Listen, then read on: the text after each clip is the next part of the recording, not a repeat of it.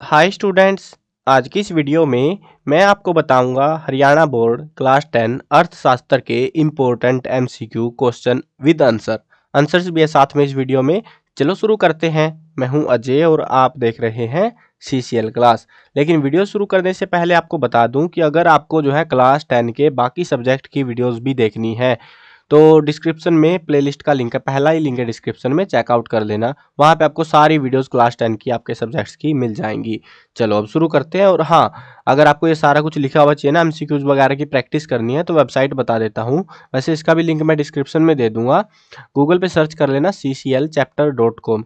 तो CCL chapter लिख के सर्च करोगे ना तो आपको आ जाएगी। वहाँ पे इंपॉर्टेंट क्वेश्चंस में जाना उस वेबसाइट के, और वहाँ से आप जाके देख सकते हो सारे के सारे जो आर्टिकल्स, जो वीडियो मैं बना रहा हूँ ना, वो सारी इसी वेबसाइट पे अवेलेबल आपको मिल जाएंगी। ठीक है, अब शुरू करते हैं क्वेश्चंस को, टाइम खोटी नहीं करते हैं बिल्कुल भी। और यहाँ पे एक और चीज़ बता देता हूँ, एमसीक्यूज बहुत लिमिटेड से हैं। तो जो मैंने इंपॉर्टेंट क्वेश्चंस प्रोवाइड कराए हैं 1 मार्क्स के, 2 मार्क्स के, 1 मार्क्स वाले जो बेसिकली क्वेश्चंस, अलग से एक वीडियो बनाई थी जिसमें मैंने सारे दूसरे टाइप के क्वेश्चन जिनमें लिखना रहता है बेसिकली, तो वो वाले क्वेश्चंस आपको प्रोवाइड कराए थे। उसमें जो 1 मार्क्स वाले क्वेश्चन है उनको अच्छे से कर लेना, उनके बिहाफ पे एमसीक्यूज आपके आ सकते हैं। और जिन क्वेश्चन के ऊपर लिखा हुआ मोस्ट इंपॉर्टेंट, वो बार बार रिपीट हो रहे हैं, तो उनको आपको बिल्कुल अच्छे से करना है। ठीक है, अब समझ गए सारी चीजें। अब शुरू करते हैं। और हाँ, आप अगर प्रैक्टिस करना चाहो तो अभी वीडियो में भी प्रैक्टिस कर सकते हो। आपको क्वेश्चन दिख रहा है? हाँ दिख रहा है भाई, मेरे को भी दिख रहा है, तुमको भी दिख रहा है, ऑप्शंस भी दिख रहे हैं। वीडियो पॉज करो, और वीडियो पॉज करने के बाद में तुमको बस अंदाजा लगाना है। तुम्हें पता लग जाएगा। इस वीडियो में टोटल आपको 24 एमसीक्यू कराने वाला हूं, क्योंकि अभी तक पेपरों में इतने ही आए हैं, मतलब आए तो ज़्यादा है लेकिन वो रिपीट हो जा रहे हैं, तो उस वजह से लिमिटेड से एमसीक्यू है, 24 एमसीक्यू। अब ये देखते हैं, कमेंट करना कि 24 में से तुम्हारे कितने नंबर आए। तुमने पढ़ तो लिया है, पेपरों के टाइम पे वीडियो देख रहे हो, तो अब देखते हैं कौन कितने सही कर पाता है। वीडियो को पॉज करते रहना और पता लगता रहेगा। चलो एक काम करता हूँ, मैं इसको थोड़ा सा बड़ा कर देता हूँ अगर तुमको छोटा लग रहा है। ये लो सी, ठीक है। अभी अभी बड़े बड़े हो गए हमारे बिल्कुल से एमसीक्यू। अब शुरू करते हैं। प्राकृतिक संसाधनों का उपयोग करके एक वस्तु का उत्पादन खालिस्तान क्षेत्रक की गतिविधि है। तो ये कौन सा क्षेत्रक होता है? प्राथमिक, द्वितीयक, तृतीयक, सूचना प्रौद्योगिकी। तो कौन से वाला होता है? ये होता है प्राथमिक। अब ये जो है ना, मैं ऐसे रुकूंगा नहीं कि भाई 10 सेकंड टिक टिक टिक टिक टिक टिक हो रहा है, वो काम नहीं होने वाला। बस क्वेश्चंस पढ़ूंगा, ऑप्शंस पढ़ूंगा, और उसके बाद आपको आंसर दिखा दूंगा, क्योंकि आपका भी टाइम बचेगा ना। जिनको नहीं पता तो भाई पता लग जाए, टाइम खोटी नहीं होगी आपकी। और जिसको प्रैक्टिस करनी है ऐसे जो मैं बता रहा हूँ क्वेश्चंस की, तो वीडियो पॉज कर करके देखते रहना। ठीक है, अगला क्वेश्चन देखो। सार्वजनिक और निजी क्षेत्रक आधार पर विभाजित है। क्या विभाजित है? रोजगार की शर्तों पर। ये जो दो चीजें है ना, सार्वजनिक और निजी क्षेत्र, ये किस चीज पर विभाजित है? रोजगार की शर्तों पर, आर्थिक गतिविधि की स्वभाव पर, उद्यमों के स्वामित्व पर, उद्यम में नियोजित श्रमिकों की संख्या पर। तो किस पर है ये है उद्यमों के स्वामित्व पर, यानी कि कौन किसका मालिक है, कौन से इंडस्ट्री का, वो चीजों पर। भारत के किस क्षेत्र में प्रच्छन्न बेरोजगारी पाई जाती है? औद्योगिक क्षेत्र, सेवा क्षेत्र, कृषि, इनमें से कोई नहीं। तो किस में पाई जाती है? कृषि में, यानी कि छिपी हुई बेरोजगारी की हम बात कर रहे हैं यहाँ पे। सरकार किस क्षेत्र में अधिकांश संपत्तियों की मालिक है और सभी सेवाएं प्रदान करती है? अरे ये इतने क्वेश्चन मार्क कहाँ से आ गए भाई। चलो कोई ना। निजी क्षेत्र, सार्वजनिक क्षेत्र, संगठित क्षेत्र, तृतीय क्षेत्र श्रेणी। तो किस में से है ये? सार्वजनिक क्षेत्र। देखो ये शायद मैंने इसीलिए लगाए होंगे ताकि मेरे को पता लग पाए कि इसमें एरर हो सकती है। इसका जो आंसर है ना, इसको आप क्रॉस कंफर्म कर लेना एक बार, क्योंकि मेरे को प्रॉपर कुछ ऑथेंटिसिटी मिली नहीं थी, तो अपना चेक कर लेना एक बार, ठीक है ना।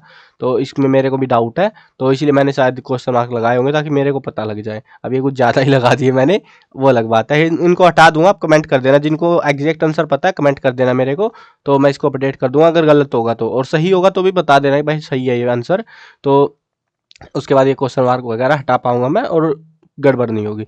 भारत में सबसे ज्यादा रोजगार प्रदान करने वाला क्षेत्र कौन सा है? प्राथमिक, द्वितीयक, तृतीयक, कोई नहीं। तो कौन से वाला है बताओ भाई, गैस कर लो। हाँ गैस कर लिया, प्राथमिक वाला। हाँ, खेती में जुड़े हुए हैं ना सबसे ज्यादा लोग, दुनिया भर के लोग भाई। भूखे पेट भजन नहीं होते, वही काम है यहाँ पे। खाना पीना जरूरी है, और खाना पीना कहाँ से होता है? कृषि से। और कृषि इसीलिए जरूरी है क्योंकि उसके बिना तो काम नहीं चलना, बाकी सब चीजों के बिना काम चल जाएगा, खाने के बिना काम नहीं चलने वाला तुम्हारा। तो इसीलिए प्राथमिक में सबसे ज्यादा लोग जुड़े हुए हैं। सामान्यतः किसी देश का विकास किस आधार पर निर्धारित किया जा सकता है? प्रति व्यक्ति आय, औसत साक्षरता दर, लोगों की स्वास्थ्य स्थिति, उपरोक्त सभी। तो क्या है? उपरोक्त सभी हमारा आंसर रहेगा। किसी देश के विकास को मापने के लिए साधारणतः प्रयोग किया जाता है। प्रति व्यक्ति आय, साक्षरता दर, वार्षिक आय, इनमें से कोई नहीं। तो देखो ये क्वेश्चन और ये क्वेश्चन, ऊपर वाला क्वेश्चन देखो तुम, इसमें भी यही बात पूछी गई है। सामान्यतः किसी देश का विकास किस आधार पर निर्धारित किया जाता है, और यहाँ पे भी वही बात है। लेकिन फर्क क्या है, यहाँ पे उपरोक्त सभी दे दिया हमको एग्जाम में, अब की बार नहीं दिया। तो इस वजह से मैंने इसको अलग से लिखा है कि ताकि आपको पता लगे भाई ऐसा पोपट भी काट सकते हैं। तो अभी देखो, पर साक्षरता दर होनी चाहिए, देखो इसमें भी तो है औसत साक्षरता दर, प्रति व्यक्ति आय भी होनी चाहिए, वार्षिक आय, लेकिन सबसे जो मेन रोल प्ले करती है वो है प्रति व्यक्ति आय कितनी है। तो इसलिए जो है विकास को हम इससे माप सकते हैं। फिर अगर उपरोक्त सभी वाला नहीं है हमारे पास में, ठीक है। निम्नलिखित पड़ोसी देशों में से मानव विकास के लिहाज से किस देश की स्थिति भारत से बेहतर है? बांग्लादेश, पाकिस्तान, नेपाल और श्रीलंका। तो किस देश की है? श्रीलंका की। देखो भाई, जब किताब लिखी थी उस टाइम पे थी अब नहीं है, बैंड बजी पड़ी है भाई। तो ये मत सोचना कि भाई मैं मतलब ऐसे कर रहा हूँ। तो रियलिटी आपको पता होनी चाहिए। श्रीलंका की हालत जो है ना, कहने को मानव विकास बढ़िया है, वो चीज़ सारी सही है, लेकिन अभी बैंड बजी पड़ी है श्रीलंका की भी। तो चलो आगे बढ़ते हैं। ऋण के अनौपचारिक स्रोतों में शामिल नहीं है। व्यापारी, सहकारी समिति, मित्र, साहूकार। तो कौन शामिल नहीं है उसमें? सहकारी समिति शामिल नहीं है। निम्नलिखित में से कौन सा व्यापार अवरोधक, व्यापार में बाधक जिसको हम कहते हैं, उसका एक उदाहरण है? निर्यात पर कर, आयात पर कर, निर्यात पर प्रतिबंध, मुक्त व्यापार। तो कौन सा है? आयात पर कर, यानी कि हम जो सामान मंगाते हैं उसके ऊपर जो कर लगाया जाता है वो सबसे बड़ा बाधक है व्यापार करने में। निम्नलिखित में से कौन सा शब्द चिन्ह लोगो, मतलब लोगो जो होता है ना, लोगो का मतलब चिन्ह ही होता है बेसिकली। जो लोगो, हम इंग्लिश का शब्द है ये, वैसे लोगो, लोगो वाला लोगो नहीं है ये वाला लोगो है ये, ठीक है। तो ये शब्द चिन्ह लोगो कृषि उत्पादकों के मानवीकरण के लिए प्रयोग किया जाता है, यानी कि एक ठप्पा सा लगाते हैं जिससे हमें पता लगता है कि ये कृषि से संबंधित है। कृषि को हम इंग्लिश में क्या कहते हैं? एग्रीकल्चर कहते हैं ना। तो ये जो एजी वाला है ना, ये एजी से ही नाम शब्द होता है उसका। ISI, ISO, hallmark, Agmark. तो एजी से ही जो है एगमार्क जो है यूज किया जाता है। मतलब ऐसे एक आइडिया देने के लिए, राउंड आइडिया देने के लिए जो है ऐसे लिखा होता है, ये एग मार्क, ऐसे वाला मार्क है ये।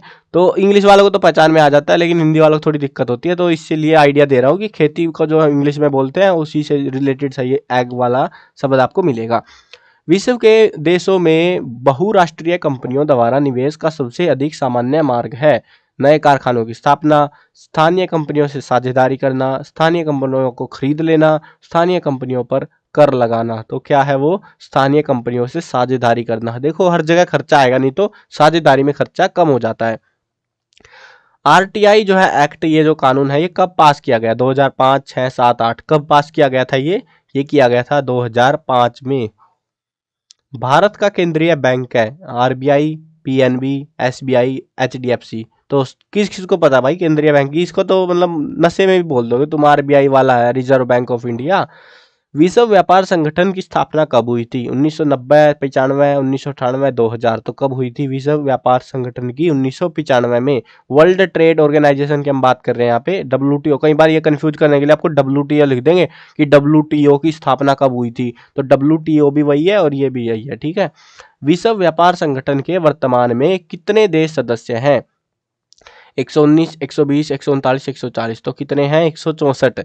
तुम बोलोगे ये क्या फुद्दू बना रहा है देखो भाई सीन क्या है, मैं बताता हूँ तुमको, पूरी रियलिटी तुमको पता होनी चाहिए। बुक के अंदर, आपकी जो बुक है NCERT की, उसके अंदर लिखा हुआ है 160 देश, ठीक है। उस टाइम पे 160 थे जब किताब छपी थी। अब जो है अभी हो चुके हैं 164। और वर्तमान में बोल रहे हैं ना, वर्तमान में कितने देश सदस्य है? भाई बैंड बजा रखे इन्होंने ऑप्शनों की। अभी मुझे नहीं पता कौन सा नशा फूक के पेपरों में ये ऑप्शंस दिए थे। ये तो जब किताब थी ना, जब पेपर हुआ जिस टाइम पे, उस टाइम पे भी नहीं थे यार। पता नहीं कहाँ से ऑप्शन बना देते हैं, बट क्या करूँ मैंने ऑप्शन दिखा दिया आपको। और ऑप्शन वैसे लिखूँ तब मैं 164, थोड़ा अजीब सा लग जाता है तुमको, तो इसलिए मैंने इसका आंसर सीधा लिख दिया, 164 है। अब तुम बोलोगे भाई इनमें से अगर ऐसा आ गया तो हम क्या करेंगे? वैसे तो मुझे उम्मीद नहीं है इसकी आने की, क्योंकि ऐसा वेला क्वेश्चन नहीं देंगे वो। अगर देंगे तो 164 या 160 देना चाहिए उनको, ठीक है। 164 अभी है और पहले 160 थे किताब के हिसाब से, लेकिन अगर तुमको इनमें से भी लगाना पड़े तो 140 लगा दो, छुट्टी करो, ठीक है। 2000 मैंने इसीलिए लिखा ताकि तुमको पता हो, क्योंकि तुम गलतियां कर दोगे अगर ऐसा ही क्वेश्चन आ गया। अब उसमें 140 मैंने लगा दिया मान लो, अब उसमें भी 140 उन्होंने दे दिया, वो चाण पट्टी खेलेंगे फिर तुम्हारे साथ में। वो क्या करेंगे, ऐसे ऑप्शन देंगे 140, 155, 160, 164 ऐसे दे देंगे वो। अब वो पूछ लेंगे वर्तमान में कितने देश है, तब तुम अटक जाओगे। और इसीलिए मैंने इसका सीधा आंसर लिख दिया 164, याद कर लेना 164 है, या फिर नहीं 164 है तो 160 लगाना है। उसके बाद जो मैक्सिमम संख्या है 160 से नीचे की वो लगानी फिर, ठीक है ना।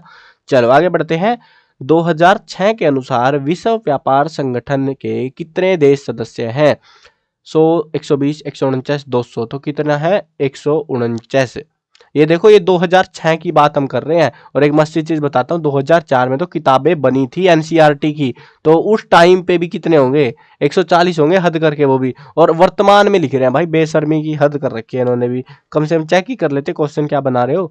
उपभोक्ता संरक्षण अधिनियम किस वर्ष में बनाया गया था? 1985, 86, 2002, 2005, तो कब बनाया गया था? 1986 में। इसका ध्यान रखना थोड़ा, ये जो है ना मनरेगा से कंफ्यूज कर देता है बहुत बार, क्योंकि मनरेगा भी मतलब ऐसा सा ही हमको लगता है, और वो 2005 का था और ये अलग टाइम का, ये इस टाइम का मतलब 1986 वाले का, तो वो गड़बड़ सी कर देता है। इसका थोड़ा ध्यान रखना है। ये 1 मार्क्स के क्वेश्चन या कैसे भी करके पूछ लेते हैं। भारत में 1 रुपए का नोट खालिस्तान जारी करता है, मतलब कौन जारी करता है? भारत सरकार, हरियाणा सरकार, एसबीआई, आरबीआई। तो कौन नोट जारी करता है? आरबीआई। तो वही उसी का काम है भाई, हमारा क्या काम है। भारत में करेंसी नोट कौन जारी करता है? देखो ये फर्क है, यहाँ पे 1 रुपए का नोट पूछा था, यहाँ पे अरे कहाँ भाग गया भाई पर्सन। तो यहाँ पे 1 रुपए का नोट पूछा था, यहाँ पे पूछा गया है करेंसी नोट। तो करेंसी नोट भी कौन जारी करेगा? ऑब्वियस सी बात है, संसद, राष्ट्रपति, बैंक, आरबीआई। तो कौन है? RBI, reserve bank of India. इसकी फुल फॉर्म तो सबको पता होनी चाहिए। खालिस्तान एक प्रमुख कारक रहा है जिसने वैश्वीकरण की प्रक्रिया को बढ़ाया है। प्रजातंत्र, राजतंत्र, समाजवाद, तकनीक। तो क्या है वो? तकनीक है। कहीं तुम प्रजातंत्र में पहुंच जाओ, तकनीक है, टेक्नोलॉजी बेसिकली जिसको हम कहते हैं। टेक्नोलॉजी आई जिसकी वजह से जो है वैश्वीकरण की प्रक्रिया बहुत तेजी से बढ़ी है। पहले पता ही नहीं लगता था क्या चल रहा है सीन, तो वो चक्कर था। एक आदर्श स्वयं सहायता समूह में कितने सदस्य होते हैं? 50 से 100, 30 से 50, 2 से 5, 15 से 20। तो कितने होते हैं? 15 से 20 सदस्य होते हैं। सरकार द्वारा व्यापार के लिए प्रतिबंधों व बाधाओं को हटाना कहलाता है, क्या कहलाता है? निजीकरण, वैश्वीकरण, उदारीकरण, औद्योगिकरण। तो क्या कहते हैं हम उसको? उदारीकरण कहते हैं। निम्नलिखित में से कौन सा राज्य की साक्षरता दर कम है? हरियाणा, केरल, पंजाब, बिहार। तो कहाँ की है? बिहार की है। तो आज भी वही हाल है भाई, आज भी अच्छे हाल हुए नहीं है बिहार के, मतलब फर्क पड़ा है लेकिन इतना नहीं पड़ा। तो किताब के हिसाब से बिहार है और अब भी बिहार ही है। चलो जो भी है, ये थे हमारे टोटल क्वेश्चन। ये जितने क्वेश्चन 24 क्वेश्चन कराए हैं, ये लगभग आपके 50 से 60 क्वेश्चन के अराउंड थे। और वो घट घट के जो 24 बचे, क्यों? क्योंकि वो रिपीट हो जा रहे हैं। तो इनको सारों को अच्छे से कर लेना 24 क्वेश्चन को, और उसके साथ में 1 मार्क्स के करने हैं, क्योंकि अब की बार एमसीक्यू आएंगे आपके पेपरों में। तो ध्यान रखना 1 मार्क्स वाले क्वेश्चन करने हैं। आप बोलोगे 1 मार्क्स क्यों करें जब ये 1 मार्क्स के तो होते हैं। तो वहां से 1 वर्ड के ये एमसीक्यू बना के दिए जा सकते हैं। सो ध्यान रखना, क्योंकि पुराने क्वेश्चनों में से उठाएंगे पेपरों में, जो है अभी नया पेपर आएगा ना, पुराने पेपरों में से ही उठेंगे एमसीक्यू। तो इसीलिए मैंने पेपरों वाले ही प्रोवाइड कराए हैं, गाइड वाले नहीं है कि मतलब इधर उधर से कुछ भी चिपका दिया तुमको। सारे के सारे जो एमसीक्यू चाहिए पेपरों में आए हुए हैं, अच्छे से करने हैं सारे के सारे, ये तो कम से कम, ठीक है ना। चलो मिलते हैं नई वीडियो में, बाय बाय।